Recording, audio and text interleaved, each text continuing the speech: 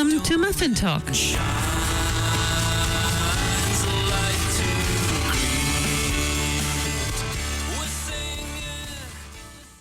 Kia ora and welcome to Muffin Talk. This program is brought to you by the initiative Titipounamu, Study and Joy. My guest today is Dr. Melissa Darby. Kia ora, Melissa, and a warm welcome and haere mai to Muffin Talk. Kia ora, Beata. Thank you so much for having me here this morning. Thank you for joining us. Dr. Melissa Darby is of Ngāti Ranginui descent and is the current New Zealand Race Relations Commissioner. She has been a senior lecturer at the University of Waikato, teaching early literacy and human development with a specialist interest in Maori education. Melissa, as the Race Relations Commissioner, your role includes encouraging the maintenance and development of harmonious relations between individuals and among the diverse groups in New Zealand society and promoting racial equality and cultural diversity. So what does this mean? What means race or racial in this context? Thank you, Beata. So, great question. The race relations warrant that I hold is about promoting harmony, as you say, harmonious relations between different groups in Aotearoa, New Zealand. So race in this context would refer to the different ethnic groups who call our country home. But I should point out that beyond that, I also lead the Commission's work on Pacific peoples, migrant, refugee, and asylum seekers, ethnic and faith communities or religious communities, and also I promote the right to education. So while my main sort of focus, or my title at least, is Race Relations Commissioner, my work is actually a lot broader than that in terms of the different communities who I advocate for. So you were appointed in November 2024, which is almost exactly 1 year ago, and you were appointed Race Relations Commissioner. Now, looking back at this time and what you just mentioned, can you give us some examples of your work, what you've been achieving, what you've been experiencing?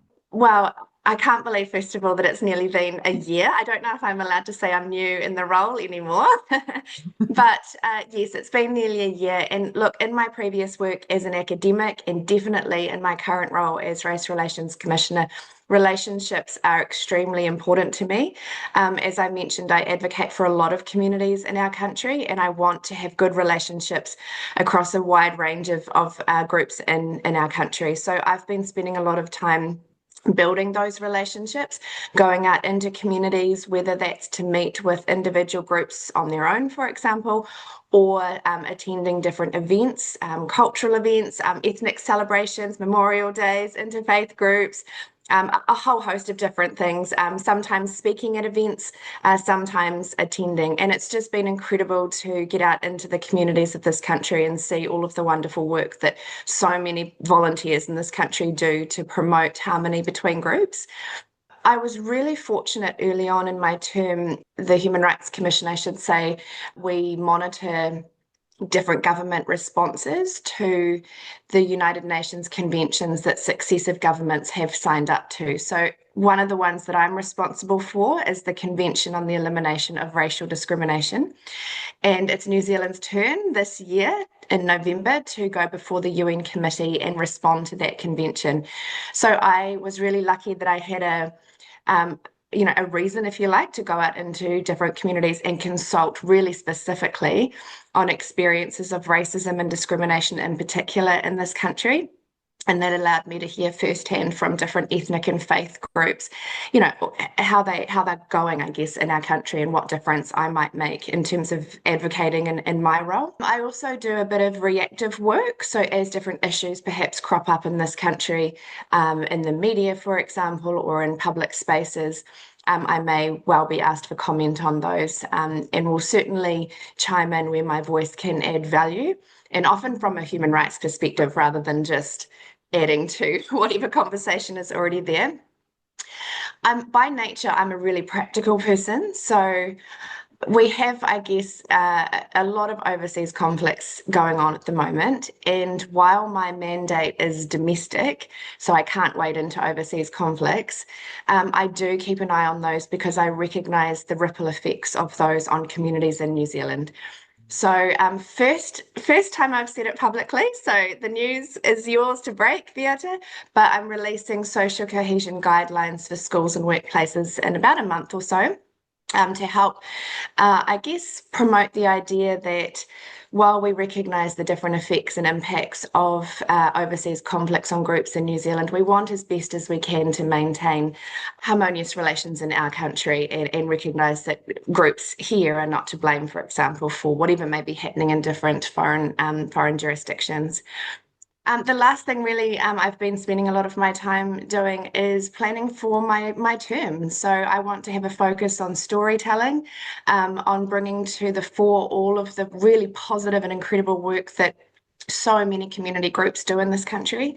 I want us to tell stories about our country that encourage us to look after each other and to look after the different groups who call Aotearoa New Zealand home, and also for us to learn about the many different groups that live in our country. New Zealand is one of the most diverse countries in the world, with Auckland, I believe, the fourth most diverse city.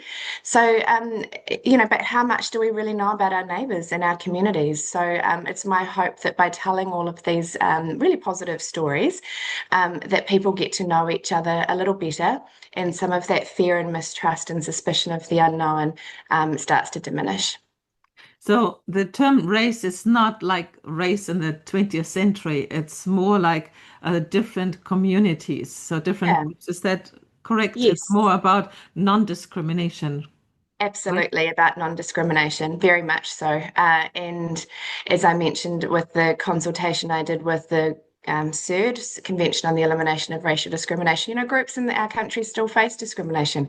Mhm. We are luckier than many countries around the world, but we still have areas where we could improve. So I want to certainly use my time in the role to bring about some improvement.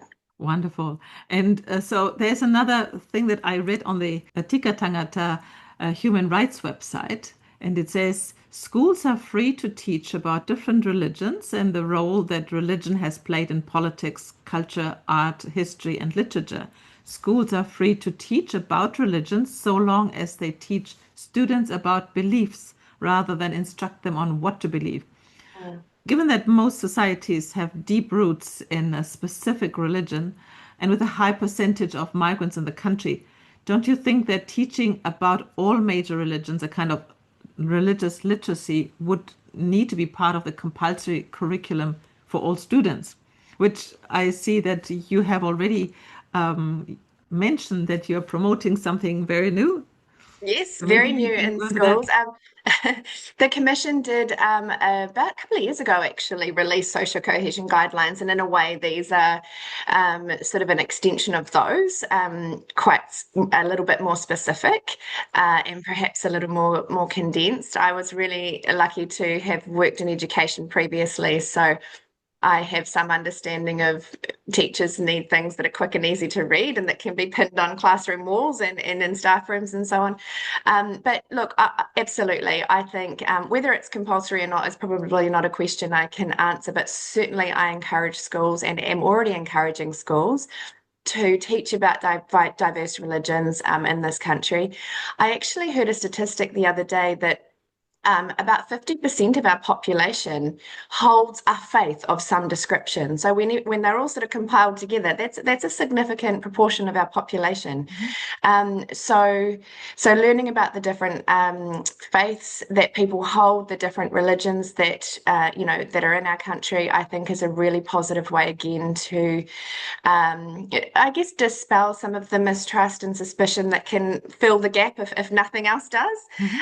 and help us to get to know our neighbours a little bit better. And schools, of course, are a great place to start because they do a lot of really cool things already in terms of celebrating different ethnic or religious celebrations or days. But how can we extend on that a little more? I think is a great question, and certainly one that I want to promote during my time in the role. And you are aware that we have interfaith councils across the country, and we are always working together with grassroots communities. And so you know that where you can get some advice or support for your work. Much so. Thank you, Beata. And I should say that I've been really encouraged by the work that goes on in interfaith communities and the different organisations, whether it's at a national level or regional. And so for this first part of my term, I've made the interfaith movement, if I can call it that, one of my priorities in terms of engaging and really promoting the work that you do. So I'm very much looking forward to working with you and others more closely in that space.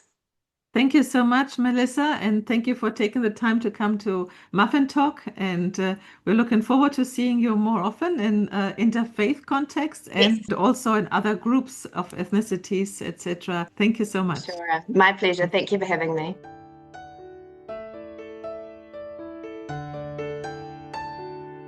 Aotearoa, peace is calling. In the bonds of love we meet. For the world a new day dawning and